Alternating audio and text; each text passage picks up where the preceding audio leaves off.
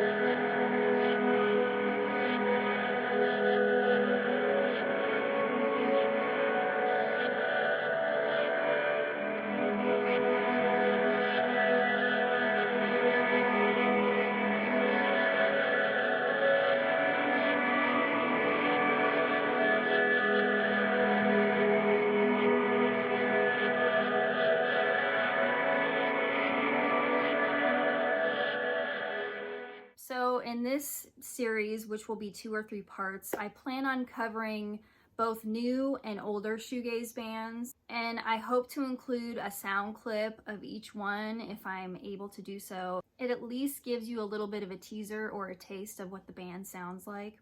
So that's kind of the format of this video. I've covered other genres and it's basically going to be the same format. So first things first, I want to share a box set, a lovely box set that is called Still in a Dream, A Story of Shoegaze. This is a cherry red compilation. It is a 5 CD box set and it covers the era from 1988 to 1995. That pretty much covers the first important wave of shoegaze. So this is just incredible. I recommend you seek this out, and I'm not sure if you'll be able to see any of the bands on there. I'll kind of show some of the pictures and the bands. You got Lush and Slow Dive. It covers each of these bands. It includes a little snippet on each and what the tracks are. And I mean, really look no further if you want a pretty comprehensive overview of shoegaze. They have this CD set available, which I recommend the CD set because the vinyl set is only a 2 LP and it doesn't include all the amazing tracks you get on here. So Still in a Dream, you got Moose, Spirea X, Spaceman 3, Loop, The Telescopes, Pale Saints, Slow Dive, The Charlottes, Bardo Pond, Allison's Halo, Secret Shine, Mercury Rev, and more. What's kind of funny is they do leave out My Bloody Valentine, maybe just because they figure everyone knows about My Bloody Valentine, but this is a very worthy CD set right here. I just had to share that.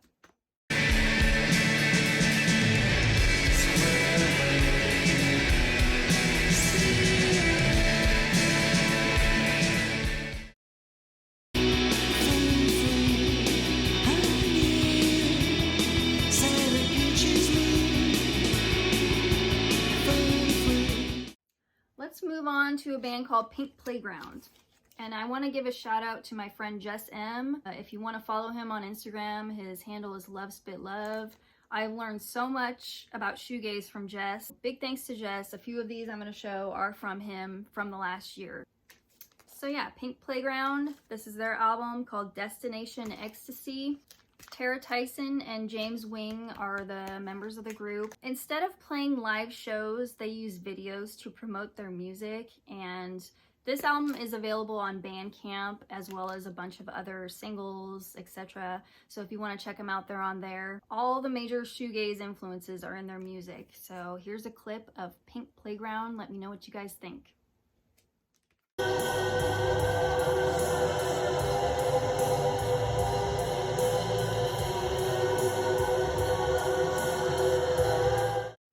Let's move on to one of the early 90s shoegaze bands, and this is the Lilies. This is their album In the Presence of Nothing.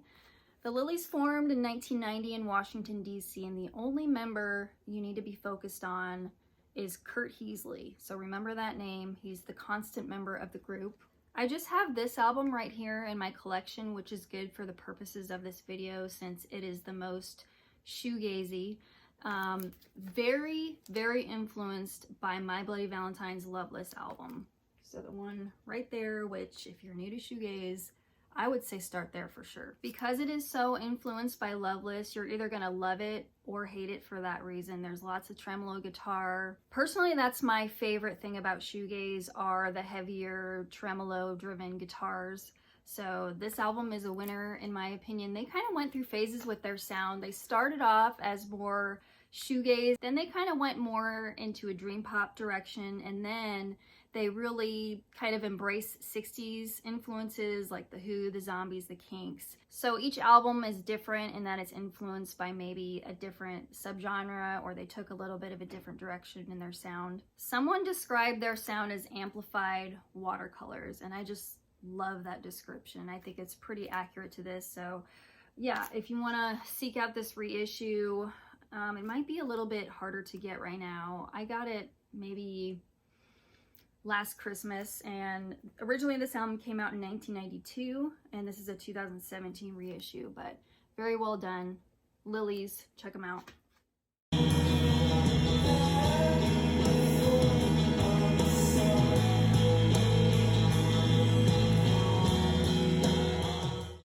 Moving on to a band called Seasurfer, and this is a band from Hamburg, Germany, and they formed in 2013. They're on St. Marie Records.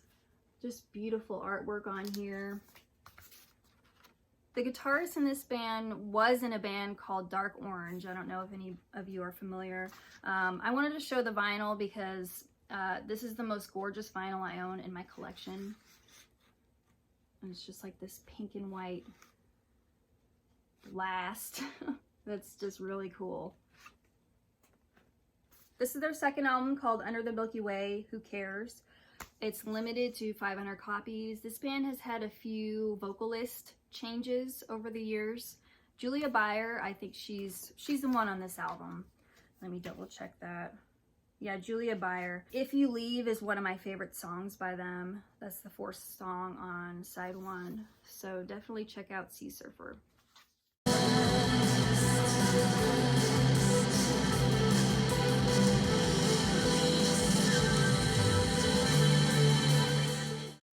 Lovesliescrushing is the next band I want to talk about. They formed in 1991 in Lansing, Michigan, and they're a two-piece band comprised of Melissa Arpin and Scott Cortez. Remember Scott Cortez because I'm going to actually mention him for the next group as well. This is their second album called Zuvatin, and it came out in 1996.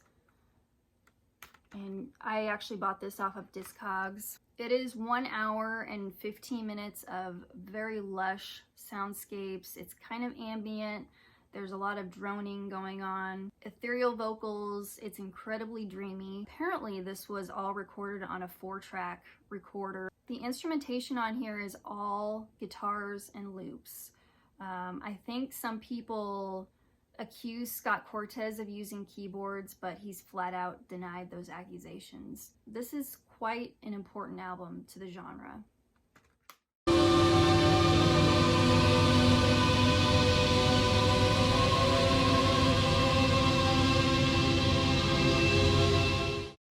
So let's continue with Scott Cortez and kind of discuss some other groups he was in. He was in a band called Astro Bright, which I really liked.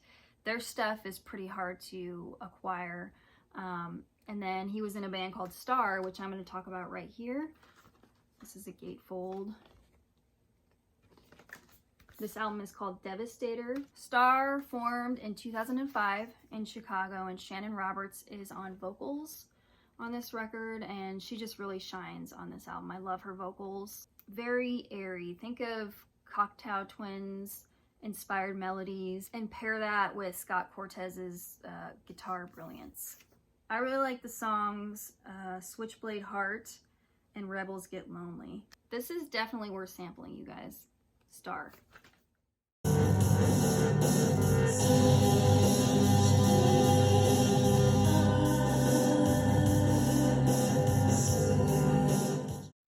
Next, I want to talk about a band called Blushing, and they're from Austin, Texas. They formed in 2015. There's 2 married couples in this band, which is pretty cool. I went on a road trip to Austin earlier this year, and I found this EP of theirs. Show you a picture of the band right there, the 2 couples. So the band has listed their inspirations as the Cocktail Twins, Wild Nothing, Lush, Smashing Pumpkins, and Drab Majesty. I want to thank Zach, and I'm not sure if he does videos that often anymore. I haven't seen one in a while, but if you want to follow him on Instagram, he's spinning at 33 RPM. He was generous enough to send me this album earlier this year. I'm finally showing it now. This is a fantastic debut from Blushing. I just love the artwork on there as well. And this is on lovely pink vinyl. Just gorgeous. Yeah, this is a very limited press, and I'm just so thankful to have it. And yeah, this came out last year, 2019. They have a very dream pop-ish sound. Here is a quick clip.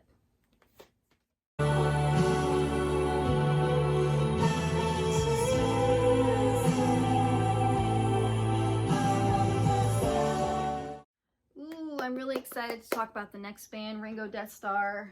I've got 3 of their 4 albums. This is another band from Austin, Texas, and when I went down to Austin earlier this year, I was expecting to find a lot of their stuff because I wanted to buy it all.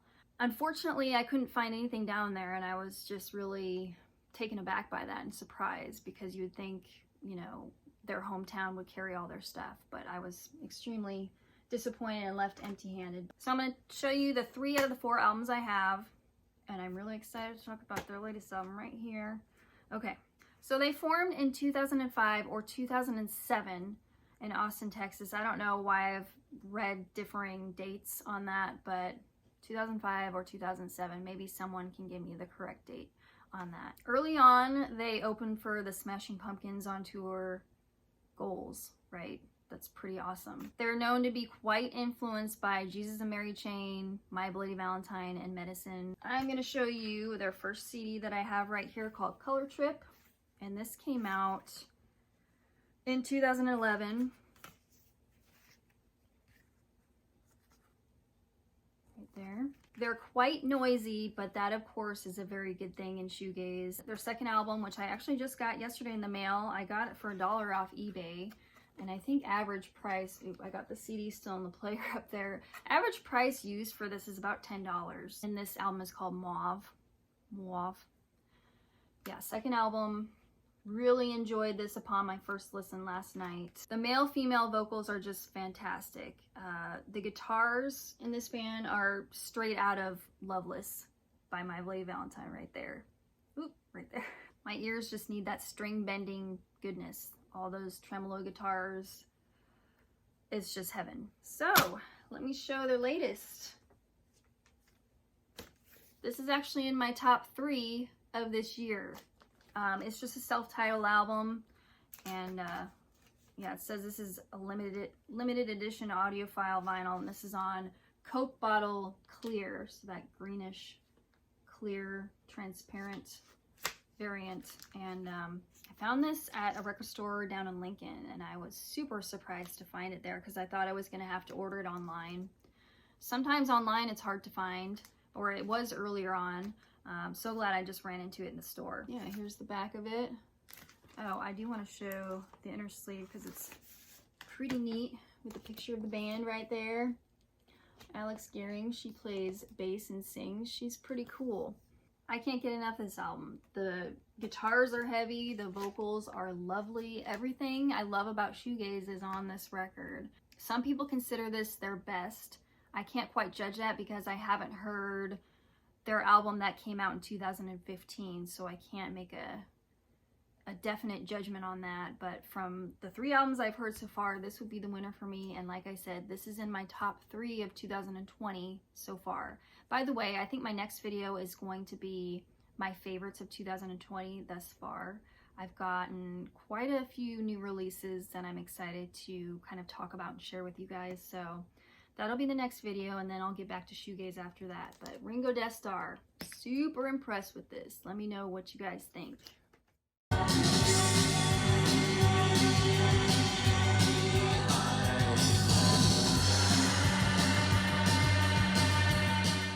Alright, moving on to film school. I'm going to be talking about this album called Hideout. Film School formed in San Francisco in 1998. They've got 5 albums under their belt. I think they're classified as both indie and shoegaze. And there's a song on here I love called Florida. And yeah, I was pretty impressed with this album, and I bought this at Total Drag Records up in Sioux Falls, South Dakota. It was $10, and I had never seen any of their vinyl before, so I went ahead and I snagged this one, and I'm so glad I did. They've been compared to Yo La Tengo as well as My Bloody Valentine, if that gives you any sort of reference point. There is a guest appearance from a member of My Bloody Valentine. I'm not even gonna try to pronounce his last name, but Colm, I'll put the name below. He was the drummer. Film School Hideout.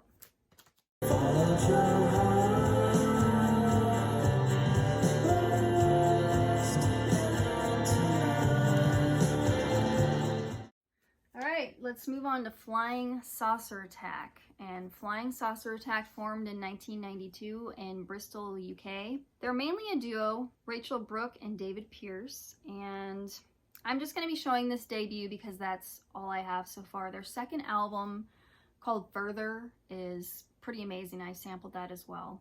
Apparently they didn't like having to go into the studio to record. They preferred a more DIY approach to their music. I just love this gatefold right here. Here's the back. So this one came out in, it looks like 1993. Lots of droning feedback on this album, very noisy. It's not strictly shoegaze. There's some krautrock influences, some psychedelia, so it's an intriguing and interesting listen. They cover Sways the Drowners on here, which is a really good cover. So Flying Saucer Attack. Again, not strictly shoegaze, but I thought they belonged in this video.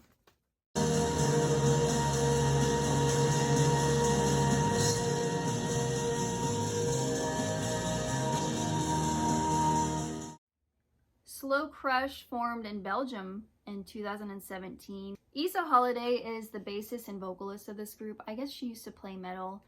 I'm really glad I got this. This includes their EP called the Ease EP, as well as live sessions that were recorded in April of 2019.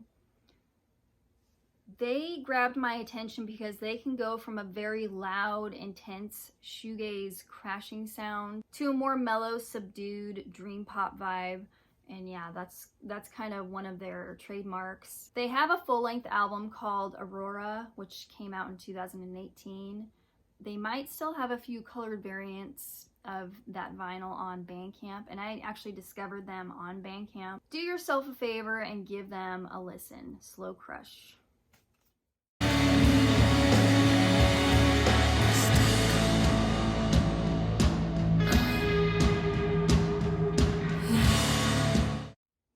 Next is a band called Beliefs, and this is one that Jess introduced me to. Otherwise, I had never heard of them. This is a duo that formed in Toronto in 2010, and they have 3 albums. Their first 2 albums are the most shoegaze and noise pop. Their most recent album is more synth-based, and I would say inspired by The Cure and Portishead, so it seems they may have abandoned some of their earlier shoegaze sound, which is kind of a bummer to me, but that album is still worth checking out. So this is their debut album right here, and it's just self-titled. It is on kind of a smoke colored swirl right there. If you like Swerve Driver, Sonic Youth, My Bloody Valentine, you're probably gonna really like Beliefs. All right, we're dwindling down here. See, I just have so much to show. That is why I'm doing this in several parts, either 2 or 3. The next one might be even longer because I might try to just cram it all together. We'll see. We'll see. We'll worry about that later. Miserable. This is a project of Christina Esfandiari. I really hope I pronounced her name right. Another artist I found on Bandcamp. There's a picture of her on the back. She was a member of a shoegaze band called Whir. Also, she's in kind of a metal band called King Woman, which I've sampled, and King Women are quite good. So I really like Christina's voice. Her sound, I would say it's like moody alternative rock married with shoegaze and dreampop. Her voice took me a little bit to get used to. It's kind of a lower register, but her voice really grew on me, and I just fell in love with her music and style. She has a full-length album called Uncontrollable, which was released in 2013. This is a collection of her 2 EPs, and it's just called Loverboy and Dog Days. The first 2 songs on here, Loverboy and Gasoline, I can play those on repeat. So good. This is Miserable.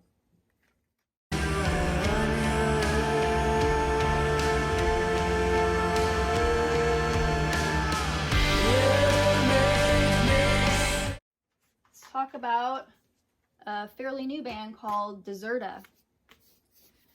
This is the debut album called Black Aura, My Son. Really cool shoegaze artwork on there. So yeah, this came out in 2020. This is basically a one-man band.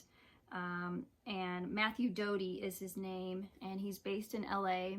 I had heard this group from the radio station DKFM, and I believe he did everything on this record, so it's quite impressive. I'm not gonna lie, I don't like some of the programmed drum beats on here, such as on Be So Blue, but there's a song called Hide. I think it's Hide. It is incredible. When those guitars come in, it just sounds like there's swarming bees. Like, it's really powerful, in your face. So yeah, this album is a mix of synth pop and shoegaze, if that makes any sense, and it's a good debut. I wouldn't say that I was totally blown away by it, but there's a few songs where I'm like, yeah, I just want to play those ones over and over again. So this is Deserta, and the album once again is called Black Aura, My Son.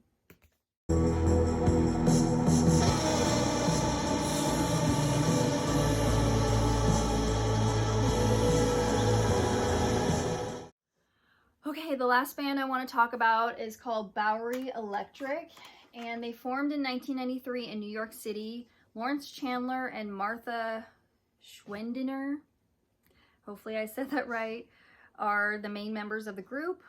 There's only 3 albums in their catalog, and I have 2 of the 3 on CD. So what I would have preferred to show you is their first album, which is definitely the most shoegaze-ish, but it's really hard to acquire, and I've never ran into it. I got lucky in finding these 2 albums. This album, Beat, is their second album, which I'm gonna be kind of focusing on. Then Lush Life, that's their third album, and it's not really considered that shoegaze. But yeah, that first one is definitely slow dive-esque. It's very spacey, very beautiful. Hopefully we'll get a reissue of that one day. So this is their second album, Beat. It's definitely more ambient. They're throwing in some trip hop and electronica in it, and it's pretty atmospheric. It's still shoegaze, but not the typical shoegaze you're probably thinking of. There's just kind of more thrown into the mix here, but if you like more on the side of ambient shoegaze, then you're gonna dig this album a lot. I really love the song Fear of Flying on here. I can't believe I found this and this at a record show in, it was either Tacoma or Seattle last year, and they were $2 each. And I know these go for a lot more. I know that for a fact. So, solid band. Too bad we didn't get more out of them.